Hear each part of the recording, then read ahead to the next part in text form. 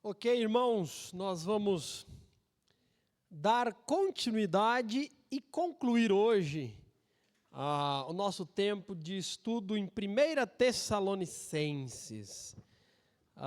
Confesso que poderíamos aproveitar um pouquinho mais, porém entendi que podemos também aproveitar, a oportunidade da conferência, porque tão pertinho de acabar, se fazemos uma pausa para as conferências e aí depois retomo, teria que reaquecer algumas coisas e entendi ser o momento de concluir esse estudo que já tem durado um bom tempo e temos aprendido tantas coisas, tantas verdades, nós podemos destacar e gostaria de fazer isso, olhando para o todo de 1 Tessalonicenses, recordando que essa carta fala do poder de Deus na vida de alguém que crer em Jesus Cristo.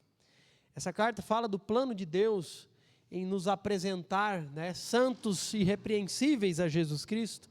Essa carta fala do retorno que aguardamos ansiosamente daquele que em muito breve virá. Jesus Cristo voltará, nós temos essa certeza, o apóstolo Paulo apresenta essas verdades a nós, e quando nós lembramos do contexto desta carta, muito mais o testemunho dessa igreja fica vibrante para cada um de nós, porque o apóstolo Paulo, ele passa muito pouco tempo aqui nesta cidade, é impressionante, pela leitura que é possível fazer no livro de Atos, nós vamos concluir que Paulo, obrigado Roberto, ele permanece ali por 3 semanas. Provavelmente ele permaneceu um pouco mais do que 3 semanas, mas nenhum dos estudiosos vai dizer que Paulo ficou mais do que 6 meses em Tessalônica. O que é 6 meses? Se pensarmos, o maior tempo de uma probabilidade de Paulo pregando nessa cidade, o que é 6 meses, irmãos? Mas onde o evangelho de Cristo é anunciado, vidas são transformadas. Porque na verdade é o que Paulo vai dizer em Romanos, que o evangelho é o poder de Deus para a transformação de quem crê. Seja judeus, seja grego, seja gentil. Quem crê no evangelho de Jesus Cristo será transformado por ele. Olha só o capítulo 2 de 1 Tessalonicenses, podemos observar essa verdade aqui, versículo 13, olha que versículo maravilhoso, Paulo fala o seguinte para os irmãos, deixa eu voltar, eu estava em 2 Tessalonicenses, é primeira, exatamente esse o texto, portanto, Paulo diz, nunca deixamos de agradecer a Deus, pois quando vocês receberam de nós a mensagem dele, não consideraram nossas palavras meras ideias humanas, mas as aceitaram como palavra de Deus, o que sem dúvida são.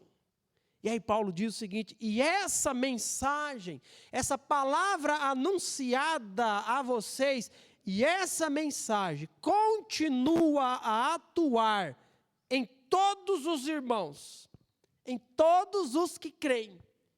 A palavra de Deus, ela é viva, ela é poderosa, ela é eficaz.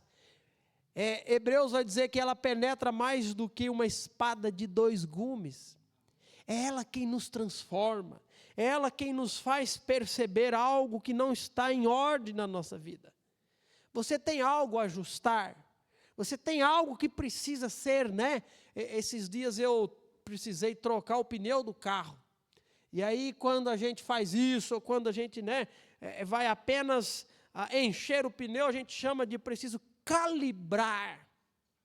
Calibrar é colocar a quantidade necessária, ideal de ar, para fazer a pressão necessária para aquele tipo de pneu, para aquele tipo de automóvel, e assim por diante. As nossas vidas precisam ser ajustadas, calibradas, para que funcionemos de acordo com o que é esperado com um cidadão que é do céu, que não é dessa terra. E sabe o que faz isso na minha vida? Sabe o que faz isso na sua vida? Paulo diz, é a palavra de Deus. E essa palavra, irmãos, ela é viva, poderosa e continua a operar na vida de quem crê. Não é algo que aconteceu lá atrás quando você se decidiu por Cristo. É algo que continua acontecendo à medida com que eu sou exposto à palavra de Deus. Ela é o espelho. Como espelho, ela vai refletir aquilo que eu sou e poderei perceber o que não está em ordem em mim, podendo, pela palavra de Deus, ser ajustado, calibrado. Então, Paulo vai falar de coisas tão significativas para a vida cristã, aqui nesta carta, sobre esses irmãos que recentemente creram. Paulo vai dizer: o testemunho de vocês está sendo anunciado em toda a Ásia, toda a Macedônia. Todos conhecem como vocês abandonaram os ídolos e se converteram a Deus. Todos têm falado, e eu, como apóstolo, não tenho necessidade de acrescentar coisa alguma quando o assunto é o cristianismo dos Tessalonicenses. Porque a abnegação do amor de vocês é prova de que vocês, de fato, amam o Senhor Jesus Cristo. As obras de amor, aquilo que vocês fazem e a esperança pelo retorno, o encontro com Cristo faz de vocês cidadãos dos céus que verdadeiramente vivem nesse mundo, irmãos, com os olhos fitos na eternidade. É isso que nós precisamos. Essa palavra tem tanto a nos falar. E terminando, concluindo esta carta, eu gostaria de olhar para o finalzinho, capítulo 5, versículo 23 até o 28. Nós estamos aqui nas saudações finais, como o apóstolo Paulo sempre faz nas suas cartas. E é interessante ver quantas verdades existem aqui nessa saudação final. Às vezes a vontade é de aproveitar, cada verdade aqui, gastar um tempo maior. Porém, o texto vai nos dizer o seguinte, vamos ler o texto juntos. 1 Tessalonicenses 5, 23.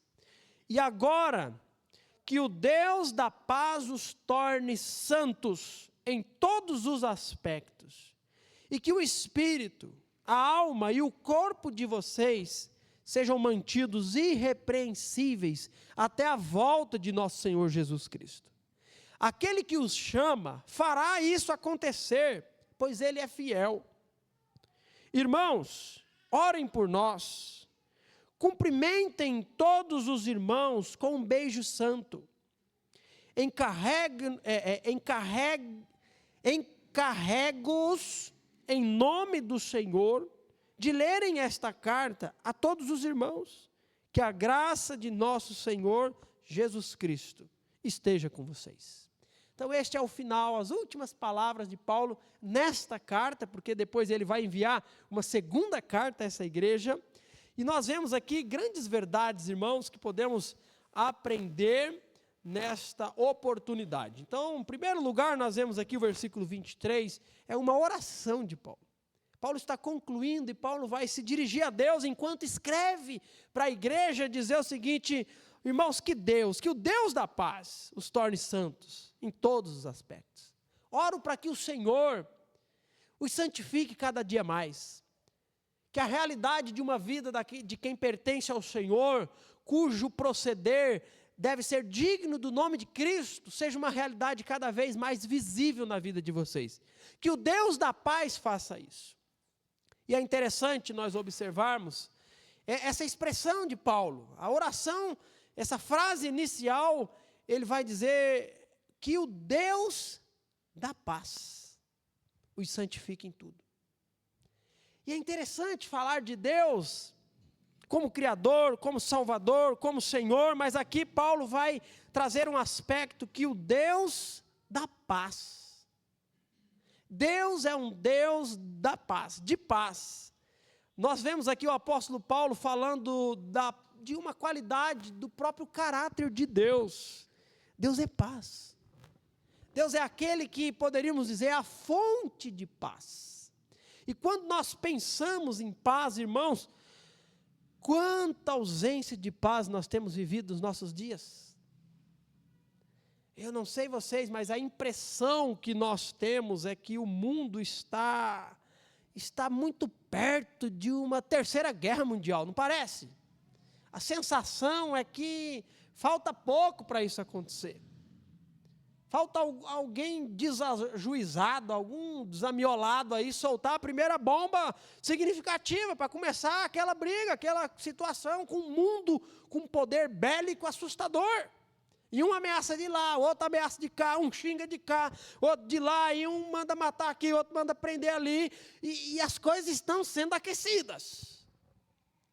Aí a ONU se reúne para falar da necessidade de paz, porque precisa.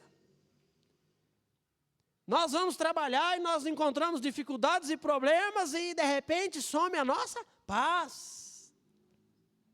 Como nós temos vivido dias de ausência de paz, aquela paz de espírito.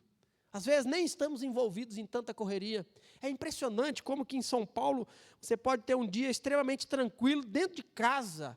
Você não consegue dormir cedo, você não consegue relaxar, parece que é sempre uma agitação, sempre uma coisa, né, em andamento. Mas quando Paulo fala aqui, irmãos, aos Tessalonicenses, eu gostaria de fazer uma oração, eu estou parafraseando a própria oração de Paulo. Irmãos, que Deus, e ele diz que o Deus da paz, é muito significativo. Deus é aquele que é paz, Deus é aquele que concede paz. E quando nós pensamos sobre paz com Deus, nós podemos perceber que isso foi através de uma ação de Deus em nossa direção. Olha só o texto de Colossenses capítulo 1, versículo 19.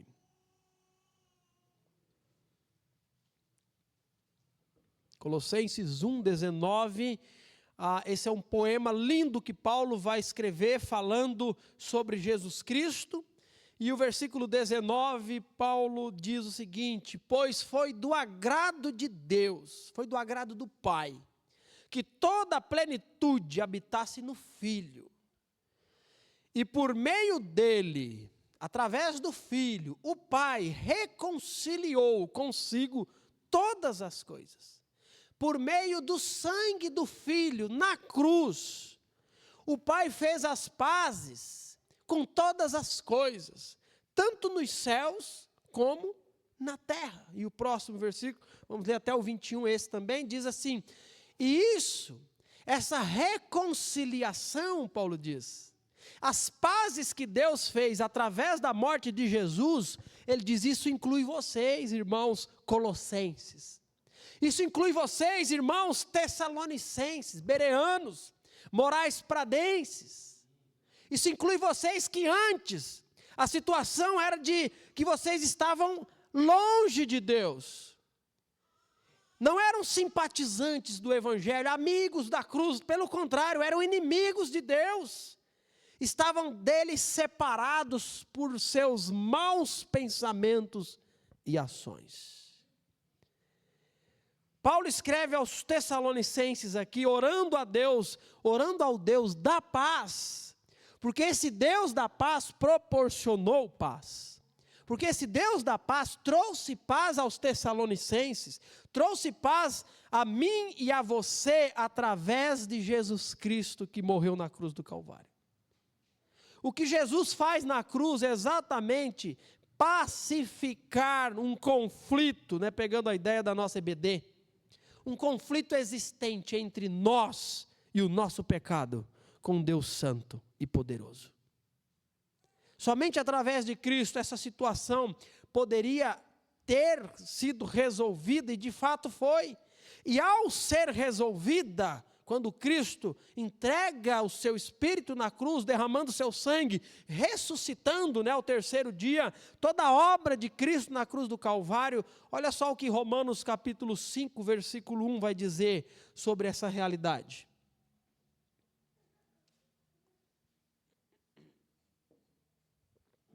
Portanto, uma vez que pela fé fomos declarados justos, temos paz com Deus por meio ou por causa daquilo que Jesus Cristo, nosso Senhor, fez por nós.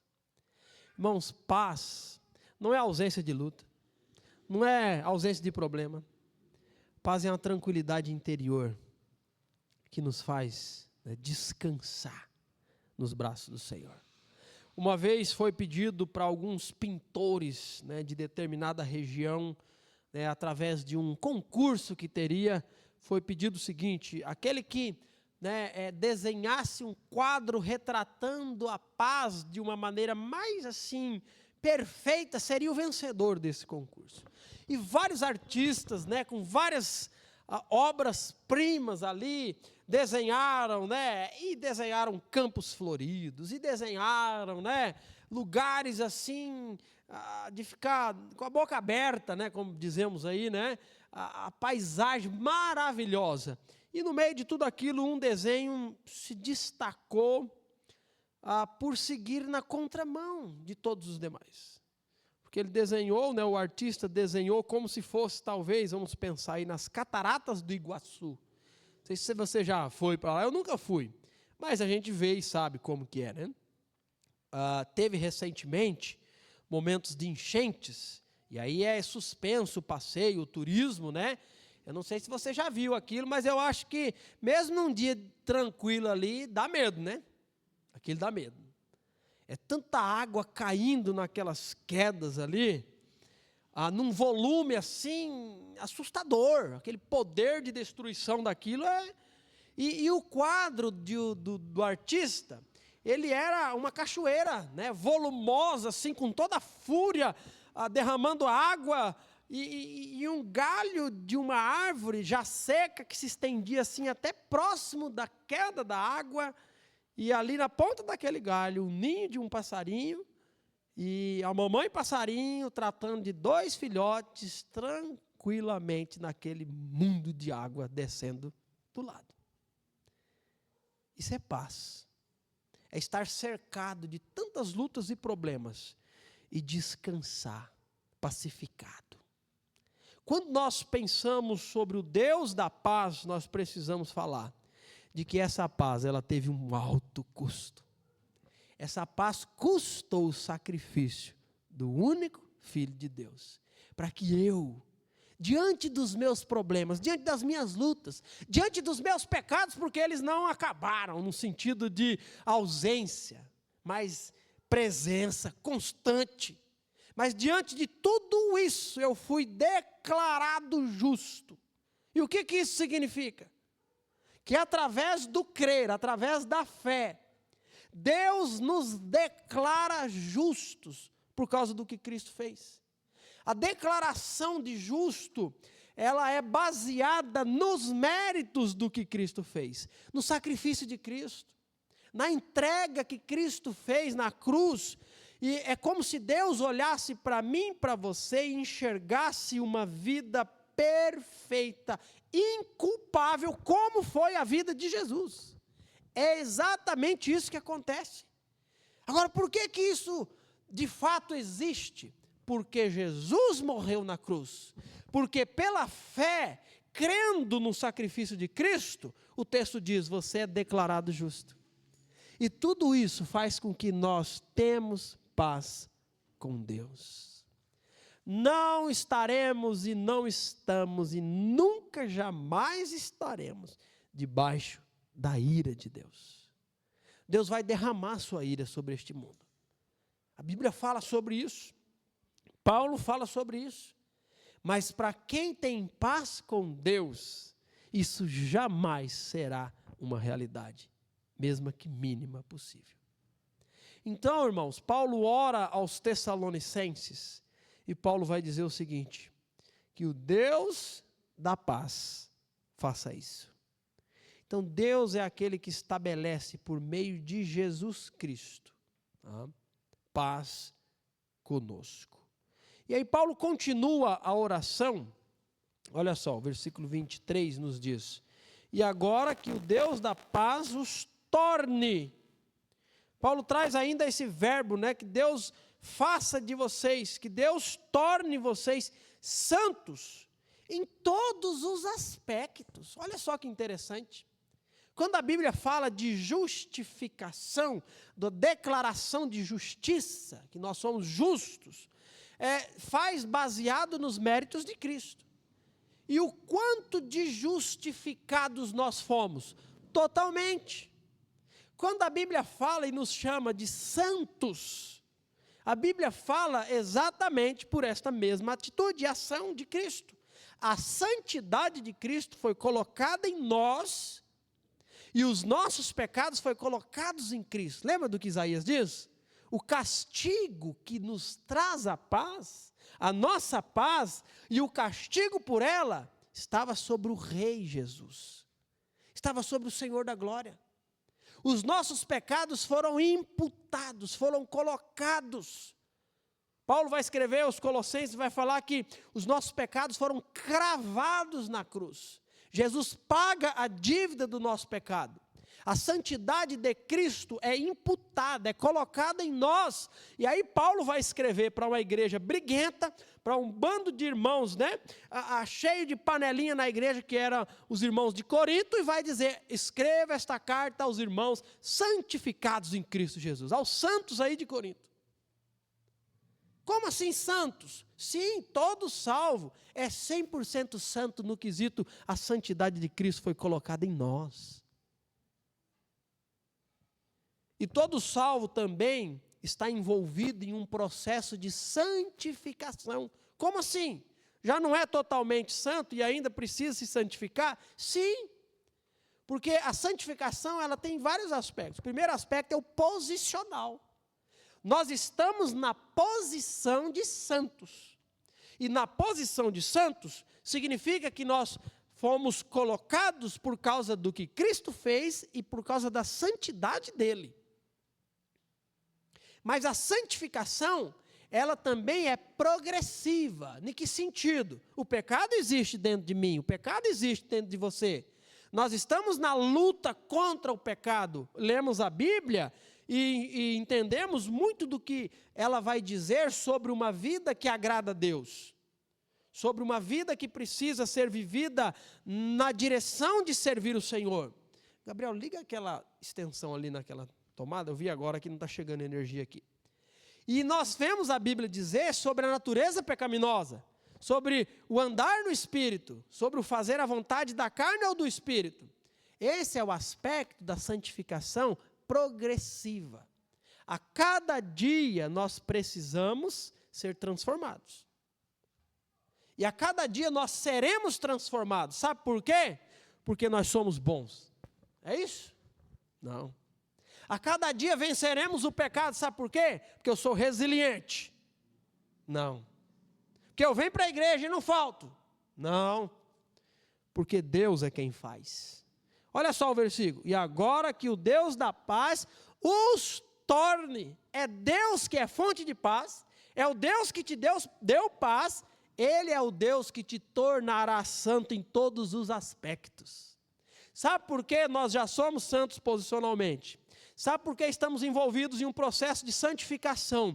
E nesse processo o salvo será santificado, e no final desse processo ele será glorificado, a santificação será total, porque é Deus quem colocou você na posição de santo.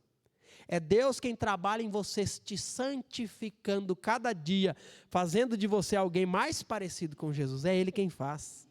Esse é o processo que Deus faz. O Deus do processo é aquele que garante o começo, o meio e o fim. Só que é tão maravilhoso isso, irmãos, que Deus nos envolve nesse processo, ou em parte desse processo. Qual? O aspecto do agora. O aspecto da santificação progressiva.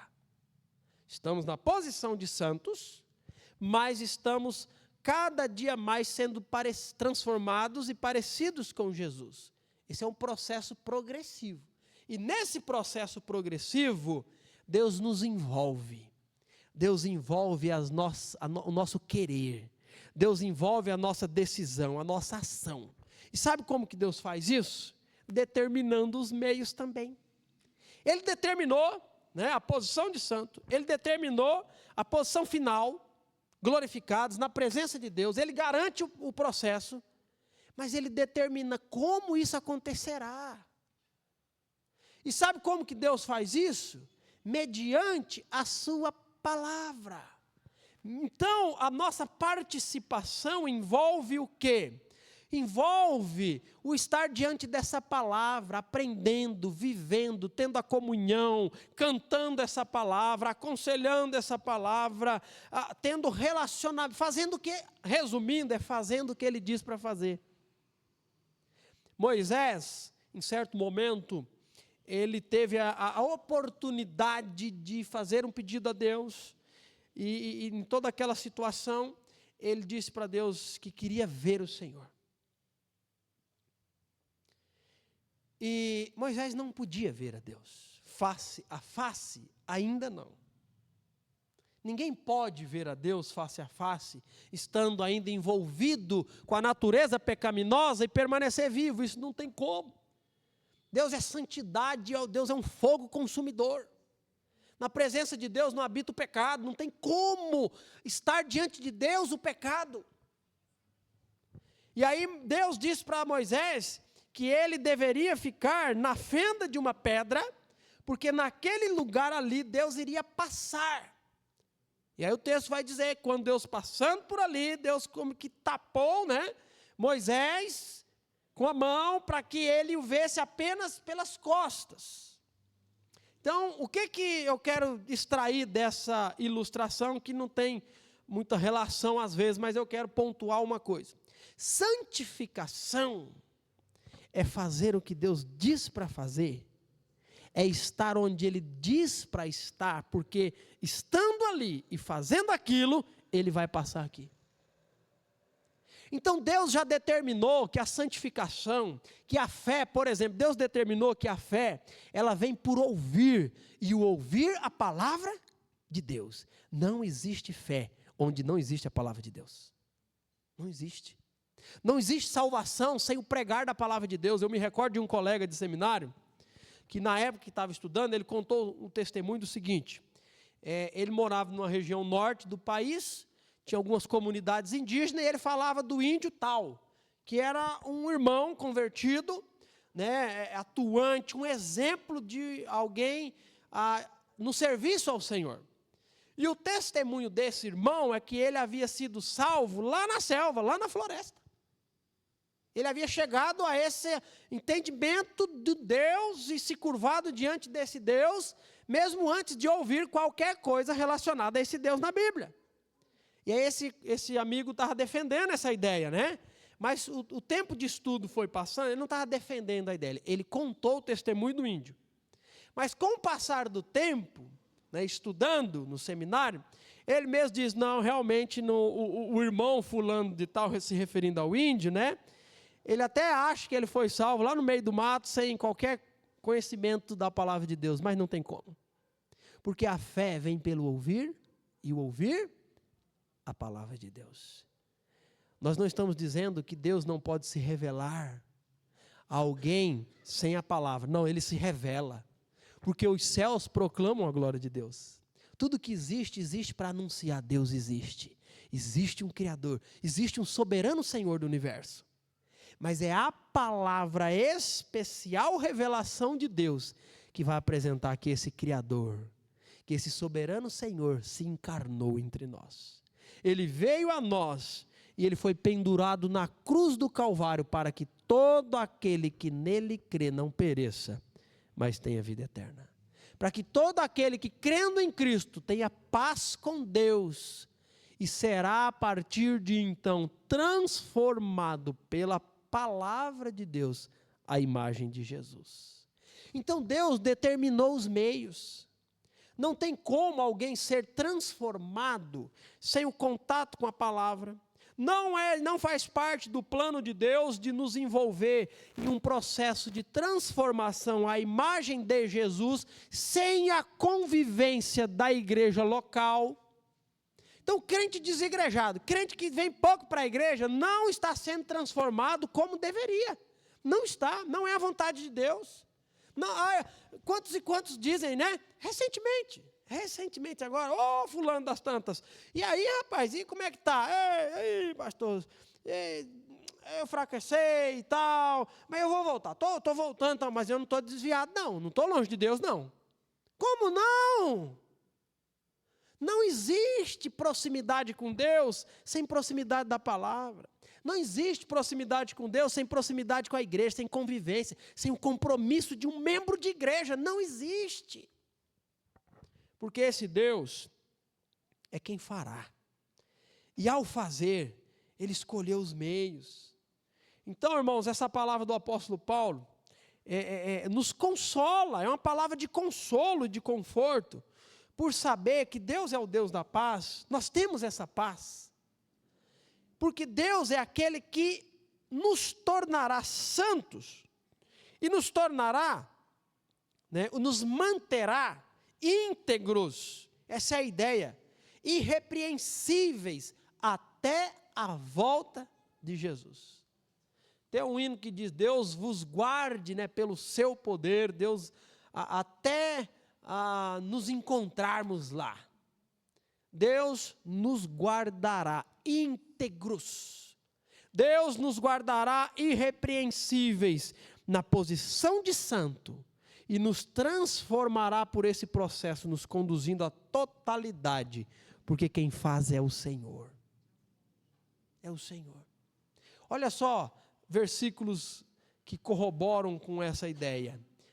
Filipenses capítulo 1, versículo 6, vai nos dizer o seguinte: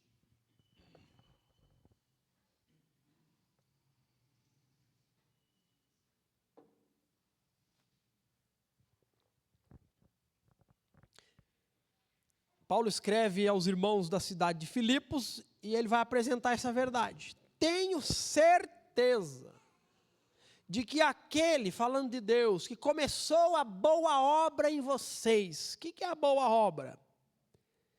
A salvação, santificação, transformação à imagem de Jesus. Essa é a boa obra.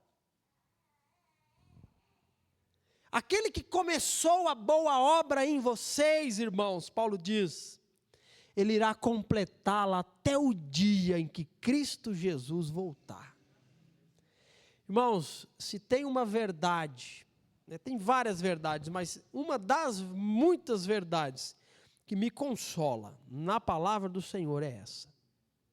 É saber que apesar de mim, apesar das minhas falhas, do meu pecado, eu estou em um processo que não existe a chance de abortar.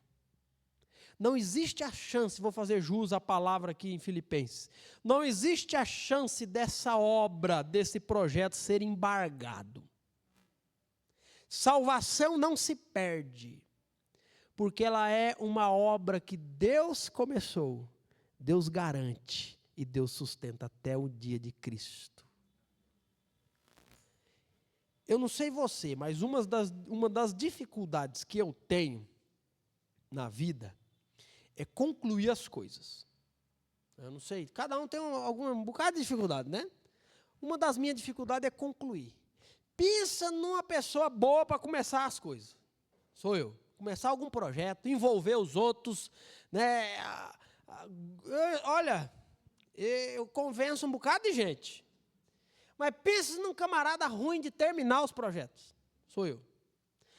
Eu lavo louça, mas eu detesto lavar a pia. Eu lavo as panelas, mas aqueles talheres ali dentro, eu boto ali dentro, aquilo está cheio d'água, eu viro as costas e vou embora.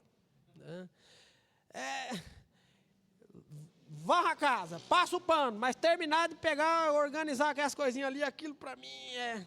Na construção, vamos cavar umas valetas aqui, começar uma fundação, levantar as paredes. Mas, rapaz, isso é bom demais, viu? Mas vamos fazer aquele rejuntinho final. E recorta dali, e passa o pincelzinho aqui. Aquilo vai me dando um negócio, eu tenho vontade de abandonar a obra. Eu sou ruim de concluir os processos. Sou ruim. Não sei você, qual parte que você é ruim?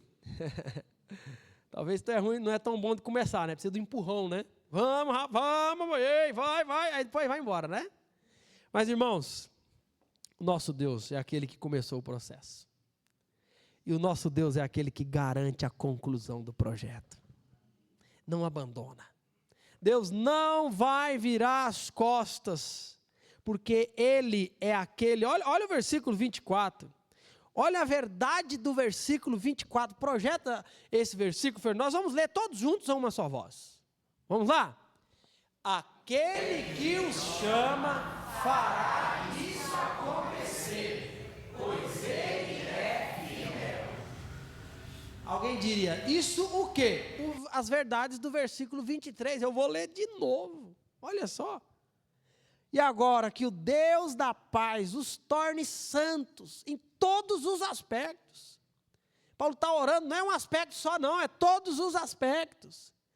E que o Espírito, que a alma e o corpo de vocês, a ideia aqui é que a centralidade do seu ser, com tudo que nós somos, um ser material, físico e imaterial, que tudo que nós somos possa ser mantido, preservado, irrepreensível, até a volta de Cristo. Aí o 24, ele diz o seguinte, aquele que os chama, fará tudo isso acontecer, sabe por quê? Porque Ele é fiel. Enquanto eu e você, nós somos infiéis, a nossa fidelidade em algum momento ela esbarra na infidelidade. A nossa sustentação ela esbarra em algum momento na ruptura. Nós mentimos, nós negamos, nós não sustentamos até o final. Mas quando nós permanecemos, ou quando nós somos infiel, sabe o que a palavra de Deus diz, vai falar sobre Deus? Ele, entretanto, permanece fiel.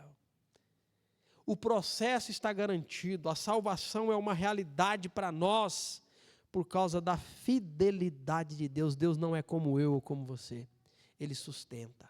Irmãos, isso nos consola de um tamanho. Olha só alguns versículos apenas para a gente olhar ainda essas verdades. Judas capítulo 1, 24, Judas versículo 24, nos diz assim, toda glória seja aquele que é poderoso, olha só, que o Deus poderoso seja glorificado, para quê? Para guardá-los de cair, e para levá-los com grande alegria e sem defeito, irrepreensível, íntegro, até a sua presença gloriosa. Você entendeu o que esse versículo está querendo dizer? Crente cai? Cai. Crente permanece caído? Não. Crente relaxa? Relaxa. Crente se desanima? Se desanima. Crente se desvia? Se desvia. Mas aquele que é o Senhor poderoso e glorioso, Ele vai nos guardar de cair definitivamente. O justo pode cair 7 vezes, mas das 7 vezes o seu Senhor levanta. Nós estamos em um processo definido, estruturado, rígido, que o começo esteve com Deus, o meio é desenvolvido por Deus, e o final já está certo e garantido, porque Deus é aquele que é poderoso, e glorificado seja o nome do Senhor. Ele irá guardar-nos de cair, Ele vai nos levar com grande alegria. E como que Ele vai nos levar? Santos, sem defeito, até a sua presença gloriosa. Olha só esse processo estabelecido, já definido, e não tem nada a ver com isso, no sentido de, sou eu quem faço, sou eu que sustento, Deus sustenta. A minha relação com isso é que isso se aplica em mim, porque criei, em você que creu. Romanos capítulo 8, versículo 29 e 30, se não me engano. Pois Deus conheceu de antemão os seus, e os predestinou para se tornarem semelhantes à imagem de seu Filho, a fim de que ele fosse o primeiro entre muitos irmãos. Consegue identificar a verdade aqui do versículo? Porque Deus de antemão já tinha conhecimento. Não é um conhecimento abstrato aqui, é um conhecimento concreto. É de proximidade, de relacionamento, de confiança, é um conhecimento pericial. Deus conheceu os seus. E Deus estabeleceu um destino para os seus. Predestinar é estabelecer um destino previamente. Qual que é o destino que Deus estabeleceu àqueles a quem Ele conheceu? Ser parecido, ser transformado, se tornarem semelhantes a Jesus. Olha que verdade maravilhosa. A salvação, irmãos, é muito mais do que entrar no céu. A salvação é ser igual a Jesus, é ser parecido com Jesus. E estaremos no céu. Mas o versículo 30, Paulo vai mostrar esse processo que Deus faz. Olha só. Depois de predestiná-los, então Deus conheceu de antemão e já predestinou. E aí depois que Ele fez isso, em algum momento Ele vai fazer o quê? Ele vai chamar. Ele os chama. Olha aqui, ó. Versículo 24, não precisa pôr não, só vou ler aqui, de Tessalonicenses 5. Aquele que os chama, fará isso acontecer. Isso o quê? O que Paulo diz no versículo 23, santificação, integridade, de irrepreensibilidade ser apresentado no dia de Cristo. Por quê? Porque quem predestinou, Ele vai chamar. Deus está chamando os seus. Deus chamou a mim, chamou a você, tem chamado. E como que sabemos se eu sou chamado? Como eu sou chamado? Você atendeu ou não o chamado? Esse é o ponto. Porque quem predestinou foi chamado. E depois de chamar, declarou justo. Alguém predestinado deixou de ser chamado aqui nesse versículo? Alguém que foi chamado deixou de ouvir ou atender o chamado do mestre? Não, porque ele diz que depois que chama, ele declara justo. A justiça do meu filho está sobre aquele a quem eu chamei. E chamei porque predestinei. E predestinei porque eu te conheci. E aí depois de declarar justo, Ele faz o quê? Lhes dá a sua glória. Nos levará preservados. É isso mesmo, glória, Nos levará preservados até o dia de nos encontrarmos com Jesus. Olha só o último texto. Nós vemos em 1 Coríntios capítulo 1, versículo 4. Irmãos, esse texto é maravilhoso. Essa é a igreja briguenta que eu falei.